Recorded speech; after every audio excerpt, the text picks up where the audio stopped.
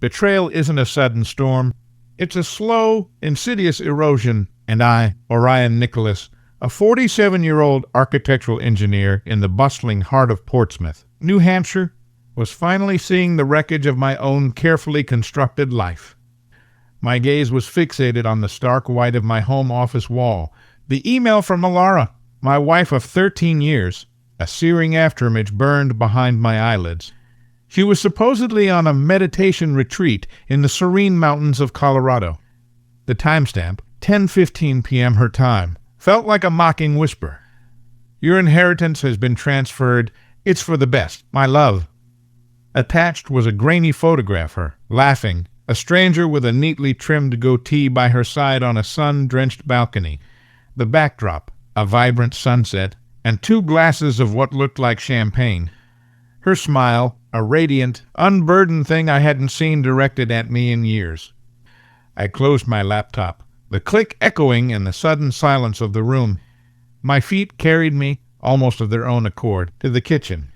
I poured a glass of water, the ice clinking a mournful chime. My eyes drifted to the expansive backyard we'd spent countless weekends transforming the koi pond I'd meticulously designed, the Japanese maples she'd carefully selected and planted along its winding edges. All that shared effort, for a home she apparently had no intention of returning to.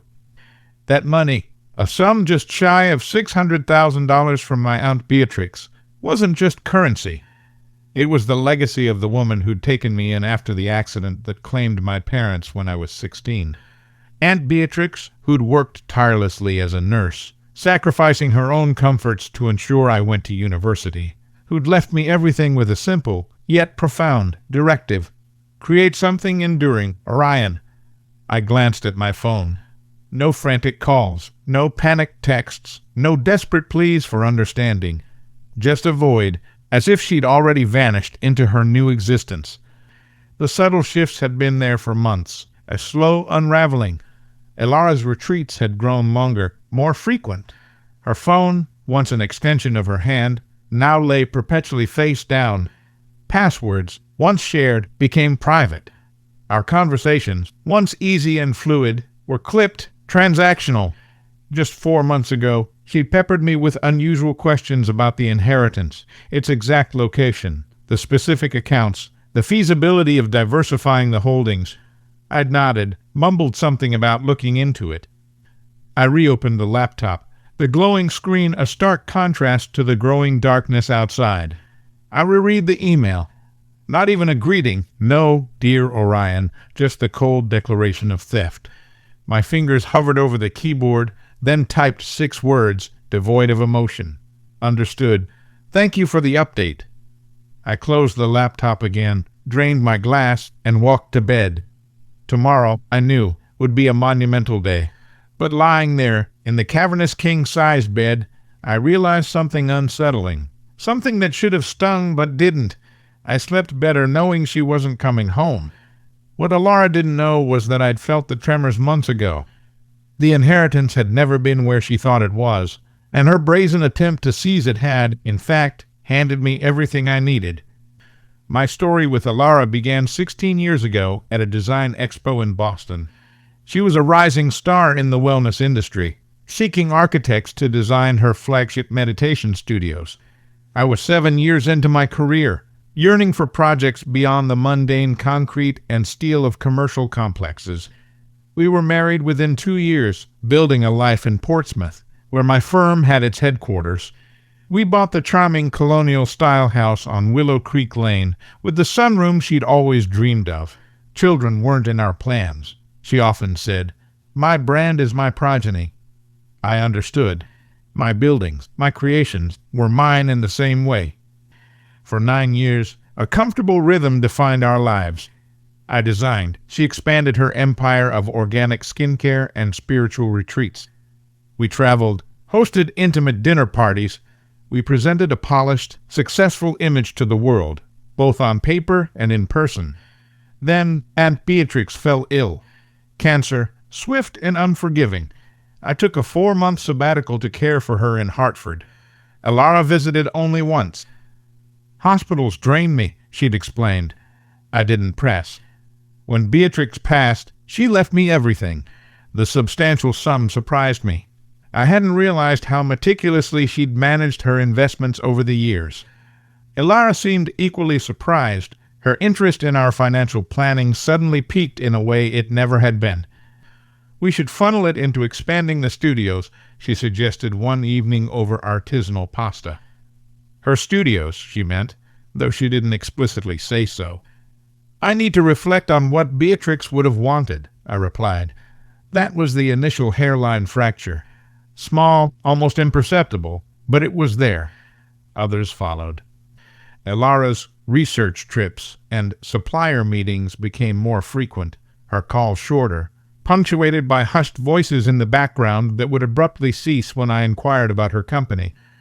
Our neighbor, Silas Beckett, a retired maritime historian with a penchant for keen observation, stopped by one afternoon while Elara was at a team-building retreat in Santa Fe. Saw someone dropping Elara off last week, he mentioned casually, his eyes twinkling. Late, wasn't it? Thought you were out of town. I had been at a 3-day conference in Montreal. I thanked him for the freshly baked apple pie his wife, Iris, had sent over, filed the information away without comment. Then came the password changes. Banking applications, once easily accessible, were suddenly locked. Conversations about our finances would abruptly conclude when I posed specific questions. One night, I found her whispering into her phone in the garden, her laughter light and carefree, a sound I rarely heard from her anymore. Just Ophelia from the studio, she said, strolling inside. Ophelia, who'd left the business almost a year ago. I simply nodded, didn't correct her, just watched as she poured herself more wine and deftly shifted the subject. The very foundation beneath us was fracturing, and only one of us was acknowledging the truth. 2 weeks before Elara departed for what would be her final retreat, my firm's financial advisor, Mr. Alastair Reed, called.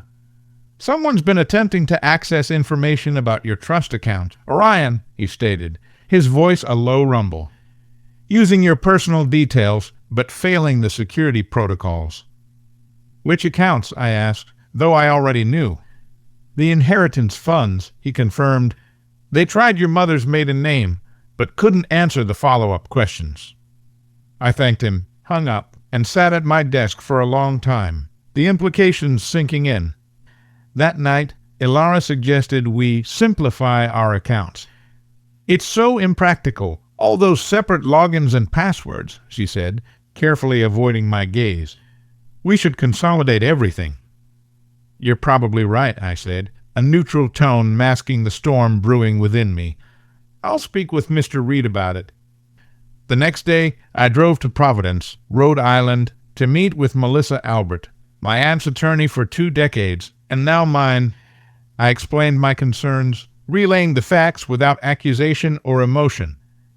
Your aunt was exceptionally astute in establishing the irrevocable trust structure, Melissa said after I finished, her expression unwavering. The funds are protected, regardless of any marital discord, and if someone attempted to move those funds without authorization, Melissa's voice hardened, that would constitute attempted financial fraud, with very clear and severe legal repercussions. I nodded. Let's document everything, I said, and I want to implement a comprehensive monitoring system that immediately alerts us to any attempt to access, move, or alter anything related to the trust. When I returned home, Elara had already packed for her retreat. She offered a brief, distant kiss before leaving.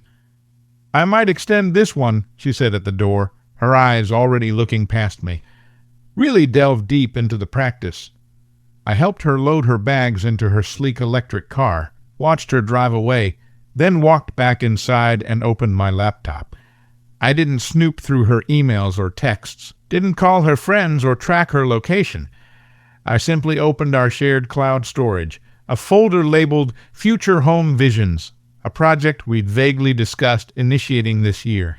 I found exactly what I was looking for: documents she'd forgotten to move or delete, screenshots of my accounts, copies of statements, meticulous notes on transfer protocols, even a photo of a whiteboard with figures, My inheritance amount meticulously calculated, minus a 20% transfer fee explanation. She'd been orchestrating this for months. I closed the folder, walked through our house, a meticulously curated space with carefully chosen furniture and artwork that told the story of who we pretended to be, and felt a strange, almost serene calm wash over me. The betrayal wasn't shocking. What surprised me was my own reaction. Not rage, not sorrow, but profound clarity. For the first time in years, I saw our marriage for what it had truly become. A transaction she was now unilaterally terminating because a more profitable opportunity had presented itself.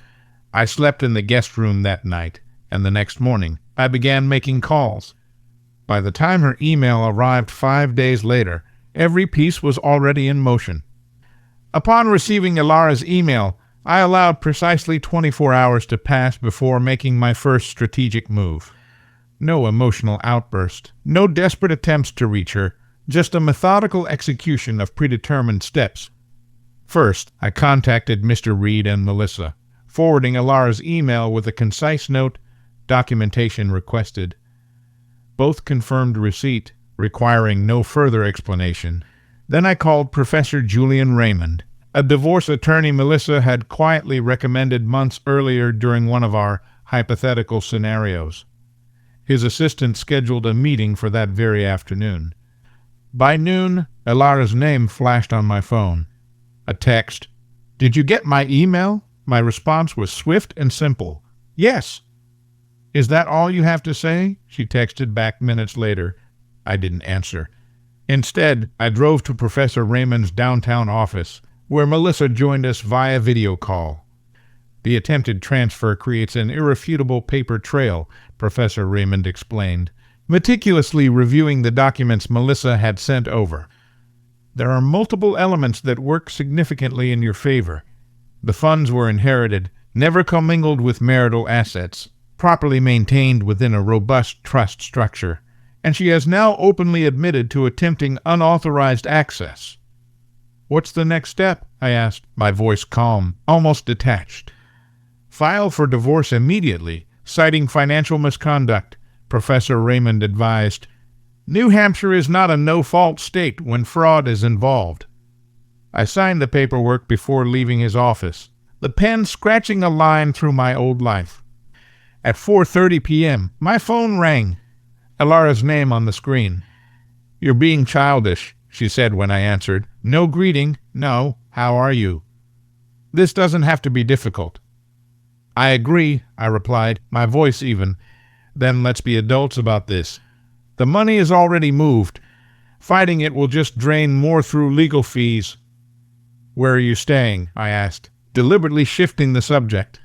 She paused, momentarily thrown off balance. "What does that matter?" "Just curious where home is now," I replied. "Orion, focus. We need to discuss the financial arrangements. I'm having my lawyer draw up settlement papers. It's better for both of us to keep this clean." "Who's your lawyer?" I asked. "Miss Cassandra Hayes," she said, a hint of defiance in her tone. "She's already reviewing everything." I made a mental note of the name. "That's helpful. Thank you." "Orion, are you even listening? This doesn't have to be difficult." "You said that already," I observed, keeping my voice neutral, almost bored. "I appreciate your concern for making this easy." Another pause. "What are you doing?" "Nothing yet," I said. "Getting used to the idea, I guess." I could almost hear her relax on the other end, misinterpreting my calm as resignation. "It's for the best," she said, her voice softening, a practiced empathy I now recognized as a performance. "We've been moving in different directions for years. This is cleaner than dragging it out." "You're right," I agreed. "Cleaner is better." After we hung up, I called Professor Raymond back and provided Miss Hayes information. Then I sent a single text to Elara, taking some time to process. "We'll reach out when I'm ready to discuss details." Her response was immediate. "Don't wait too long. Papers will be ready by Friday." Friday, 3 days away. Perfect timing. At 6 p.m., Melissa called. The trust company has recorded 3 separate attempts to initiate transfers from the trust accounts today, she reported. All properly documented and blocked, and the monitoring system captured everything: IP addresses, login attempts, timestamps. The access location matches where the email originated: Colorado. Aspen, not Santa Fe. Melissa paused. There's more. The system flagged suspicious activity from last month. Someone exported account details and transfer protocols while logged in through your home network. We have timestamps and device identifiers. I thanked her and hung up, walking through the empty house that now felt less like a home and more like a crime scene. In the kitchen, I opened the bottle of 25-year-old single malt scotch we'd been saving for our 15th anniversary, poured 2 fingers into a glass. Elara thought she'd set the trap. She had no idea she'd walked right into one herself. The next morning, Miss Hayes called. Her tone was professionally cautious. Mr. Nicholas, I'm representing your wife in your separation. She's indicated you're amenable to a straightforward settlement. Is that what she said? I asked. A slight hesitation. She mentioned you understood the situation. Which situation would that be? Specifically, another pause. The division of assets, including recent inheritance funds. Has she shown you documentation of these funds? She's provided statements, she said carefully. Recent ones from approximately 3 months ago. I made a mental note. And transfer confirmations. She's indicated those are forthcoming from the bank. I see. I kept my voice neutral. Has she also mentioned the structure of the inheritance? The irrevocable trust established by my late aunt, the legal impossibility of what she's claiming to have done. Silence. Miss Hayes, I continued, I suggest you verify the information you've been given before proceeding. My attorney will send relevant documentation to your office today. After hanging up, I drove to Harbor Bank, where Elara and I had kept our personal accounts for years. The manager, Mr. Harrison Bell, had handled our mortgage refinancing 3 years earlier. I need to review recent activity on all joint accounts, I explained after he welcomed me into his office. Mr. Bell pulled up our information. His expression shifted as he scrolled through the screens. There have been significant withdrawals, he said, over the past 3 months. How significant? I asked. He turned the monitor toward me. Regular transfers from our joint account to one I didn't recognize. Small at first, $2,500, $4,000, then escalating. The most recent, $50 just 2 weeks ago. This receiving account, I asked, pointing to the number. Is it with Harbor Bank? Mr. Bell checked. No, it's external. Summit Creek Credit Union. I'd never heard of it. Can you print the transaction history for the past 6 months? While waiting for the printouts, I received a text from Professor Raymond. Hayes requesting urgent meeting. Tone significantly changed. By the time I returned to Professor Raymond's office, the picture was becoming chillingly clear. The Summit Creek account had been opened 9 months ago in Elara's name only. The address listed was an apartment in Aspen, Colorado. Total withdrawals from our joint accounts, $185 and $200. She's been building a new life for a while, Professor Raymond observed. While still having access to mine, I added, the cold realization settling in. We were reviewing the bank records when Professor Raymond's assistant announced Miss Cassandra Hayes was on the line. I've received the trust documentation, Miss Hayes said, her voice tight. All professional caution replaced by thinly veiled panic. My client may have misrepresented certain aspects of the financial situation, including her ability to access or transfer those funds.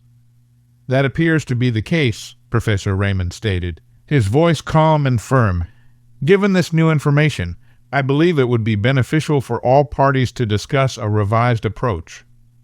My client has already filed for divorce. Citing financial misconduct, Professor Raymond replied. The documentation speaks for itself. After the call ended, Professor Raymond looked at me. She'll drop her as a client by the end of the day. No legitimate attorney wants to be associated with this. What about the money she actually did take from the joint accounts? I asked. We'll include it in the filing, he assured me. Document everything. Let her explain to a judge why she established a hidden residence and systematically drained marital assets. I nodded, feeling strangely hollow. The betrayal went deeper than I'd imagined. This wasn't impulsive. It was calculated, planned over months while she slept beside me, ate across from me, made plans with me. There's one more thing, I said. I need to know who he is. Not for confrontation. Not even for the divorce proceedings. I just needed to understand the full scope of what I'd missed while building what I thought was a life together. Professor Raymond nodded. I'll have someone look into it. That evening, my doorbell rang. I opened it to find a courier holding a slim envelope. Delivery for Orion Nicholas, he said. Inside was a letter from Miss Cassandra Hayes formally withdrawing as Elara's legal representation, with copies sent to both Elara and the court. Attached was a brief note from Professor Raymond, first domino. My phone lit up minutes later. Elara calling. I let it go to voicemail. She called 3 more times before sending a text. What the hell did you do? I didn't respond. While eating a cold sandwich at the kitchen counter, I received an email from Melissa with a subject line that simply read, Update. The trust company had completed their investigation into the access attempts. They documented multiple unauthorized attempts over 3 months, all captured in detailed logs with IP addresses and timestamps. The comprehensive report was attached, along with confirmation they'd referred the matter to their legal department for potential criminal investigation. No action required from you at this time, Melissa wrote, but be aware, this path is now open. I forwarded everything to Professor Raymond. Just after 9 p.m., another text from Elara. We need to talk. Now, I replied, through your new attorney, when you have one. You've completely overreacted, she texted back. I was angry when I sent that email. I didn't actually move anything. That's not what the access logs show, I wrote. A long pause before her next message. What access logs? Instead of answering, I sent one question. Who is he? 20 minutes passed. Finally, this isn't about him. Name? I persisted. Another long pause. Leo, but he's not important. Leo Albright. He's just a friend who's helping me through this. You're focusing on the wrong thing. I didn't respond further. Instead, I searched the name, found a Leo Albright who owned a boutique yoga studio in Aspen. Former financial advisor, according to his LinkedIn profile, left the corporate world 5 years ago to pursue more mindful connections. The next morning, I met with Silas, our neighbor. The guy you saw dropping Elara off, I began. Would you recognize him again? Silas nodded slowly, his eyes narrowing in thought. Tall fellow, beard, drives a dark gray SUV, I recall. I showed him the photo from Elara's email. This him? He squinted at the image. Aye, that's the chap. He was here maybe 6 times while you were away on your travels. I thanked him, asked if he'd be willing to provide a statement. He agreed without hesitation, a twinkle of intrigue in his eye. At 11 a.m., Professor Raymond called. We've got a complication. Elara's hired Mr. Reginald Bruce. Bruce had a notorious reputation for aggressive divorce litigation. Expensive, but ruthlessly effective. He's requested an emergency hearing to contest the financial misconduct claim, Professor Raymond continued. Says his client has evidence all financial decisions were discussed and agreed upon. When's the hearing? I asked. Monday morning. 3 days away. I thought about the apartment in Aspen, the Summit Creek account, the man named Leo who'd been in my house while I was away. Let's give Bruce something substantial to think about, I said. That afternoon, Professor Raymond delivered a meticulously assembled package to Bruce's office containing copies of everything. The trust access logs, the bank records detailing systematic withdrawals, the apartment lease in Aspen, Silas's notarized statement about Leo's frequent visits, and damning screenshots from Elara's Future Home Visions folder showing her handwritten notes on how to access my accounts. By 5 p.m., Professor Raymond received a call from Bruce requesting an urgent meeting to discuss settlement options. "He's seen enough," Professor Raymond told me afterward, a hint of satisfaction in his voice. "Offered a clean split. She keeps what she already took, makes no further claims. You keep everything else, including the house and the full inheritance." "Counter," I said, "a decision already made. She returns half of what she took from the joint accounts and signs a non-disclosure agreement. I, in turn, don't pursue the fraud angle." Professor Raymond raised an eyebrow. "You could get more, Orion." "I don't want more," I stated plainly. "I want done." The morning of what would have been our emergency hearing, Elara and her attorney arrived at the courthouse to find Professor Raymond waiting with a settlement agreement already prepared. No Bruce, no judge, no public spectacle. I waited in the consultation room while Professor Raymond calmly explained the terms. Elara would transfer $2,600, half the money taken from joint accounts, back within 24 hours. She would make no claims against the inheritance or any other assets. She would sign a non-disclosure agreement preventing her from discussing our marriage or divorce with anyone. In exchange, I would not pursue any fraud charges related to the attempted theft of trust funds. Through the glass walls, I saw her face as Professor Raymond handed over the evidence file photographs, notarized statements, meticulous account logs. Her expression shifted from defiant anger to stunned shock, then to something akin to utter defeat. She glanced briefly toward the room where I sat, then quickly looked away, her shoulders slumping. Bruce reviewed everything, leaning close to whisper something in her ear. She nodded slowly, a single tear tracing a path down her cheek. 10 minutes later, they entered the room. "My client accepts the terms," Bruce stated formally, his voice devoid of its usual bluster. Professor Raymond slid the agreement across the table. Elara signed without reading it, her handwriting shaky, but undeniably resolute. I signed my portion, then slid a separate, unsealed envelope across to her. "What's this?" she asked, her voice a reedy whisper, the first words she'd spoken directly to me. "The passwords," I said, "to the cloud storage, the house alarm, everything else you might need to retrieve whatever you left behind." Her eyes finally met mine, searching for anger, for triumph, for any sign of the man she thought she knew. Finding neither, she looked more lost than I had ever seen her. "It was never about the money, Elara," I said quietly, the truth a heavy weight in the silence. "That would have been simpler." Bruce gently touched her elbow, guiding her to stand. She clutched the envelope as they left, never looking back. 6 months later, I sold the house on Willow Creek Lane. Too many empty rooms, too many echoes of a life I'd once believed in. The new owners, a young couple with boisterous toddlers, adored the sunroom and the Japanese maples along the koi pond. I moved to a sleek loft downtown, walking distance to my firm's office, bought less furniture, kept fewer things. Melissa helped me restructure Aunt Beatrix's inheritance into a foundation supporting architectural scholarships for students who'd faced similar losses. Its first recipient was a 19-year-old art student from rural Maine, whose essay about designing spaces that fostered resilience resonated deeply with the selection committee.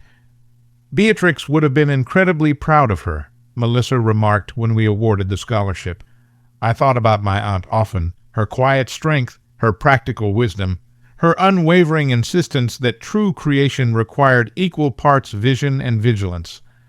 One afternoon, collecting mail in the lobby of my building, I found an unmarked envelope. Inside was a cashier's check for exactly $2,600 and a brief, unsigned note, the rest of what I owed. No signature, none needed. That evening, I walked down to the waterfront where Elara and I had once talked about opening a joint venture, a wellness space I would design. She would operate a dream that had died long before our marriage had. I sat on a bench, watching cargo ships glide silently past, the check still in my pocket. Tomorrow, I would deposit it into the foundation account. Another scholarship. Another chance to build something that might truly last. My phone buzzed with a text from Mr. Reed. "Dinner's still on for 7? Bringing that architect I mentioned." I glanced at my watch. Just enough time to walk home, change, and head to the restaurant. Just enough time to decide to say yes to whatever came next. On my way, I texted back and stood to face the evening. Sometimes the strongest response to betrayal isn't revenge. It's rebuilding.